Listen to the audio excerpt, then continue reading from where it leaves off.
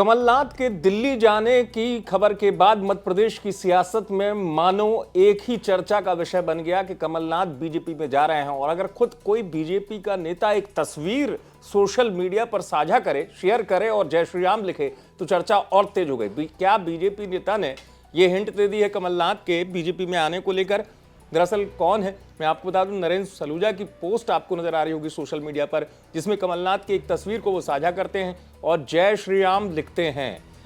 तो जय श्री राम लिखकर इस तस्वीर को साझा करने के बाद क्यों मैं कह रहा हूं कि चर्चा और तेज है, इस तस्वीर से दरअसल एक हिंट मिलने की बात सामने आ रही है, क्योंकि नरेंद्र सलूजा एक दौर में कमलनाथ के काफी करीबी भी रहे हैं, वो कांग्रेस में भी रहे हैं, उसके बाद बीजेपी में आ गए, बीजेपी में प्रवक्ता हो गए। इससे पहले कमलनाथ को लेकर तमाम मुद्दों पर वो तंज कसते रहे हैं। इस तस्वीर के जरिए उन्होंने सिर्फ जय श्री राम लिखा, यानी कि क्या यह संकेत है कि कमलनाथ का आना तय है बीजेपी में और खुद बीजेपी के नेता और कभी उनके करीबी रहे नरेंद्र सलूजा उस तस्वीर को साझा कर रहे हैं? दरअसल मैं इसलिए कह रहा हूं क्योंकि जिस तरीके की हलचल तेज हुई है, हालांकि दिग्विजय सिंह ने उसका खंडन भी किया कि कमलनाथ कहीं नहीं जा रहे हैं, लेकिन उन तमाम स्थितियों के बीच में अगर कोई बीजेपी का नेता जो कभी एक दौर में कमलनाथ का काफी करीबी रहा हो, वो अगर इस तरीके से साझा करते हैं सोशल मीडिया पर तस्वीर को, तो चर्चा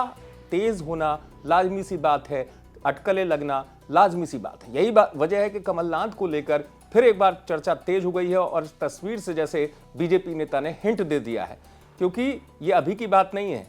लगभग ऐसी स्थिति हुई है जब से कांग्रेस अध्यक्ष पद से हटे कमलनाथ की तेज हो गई थी ये सुगबुगाहट कि कमलनाथ बीजेपी में जा सकते हैं। हालांकि बीच में कमलनाथ ने कहा मैं कहीं नहीं जा रहा हूं, मीडिया ऐसी बात कर रही है,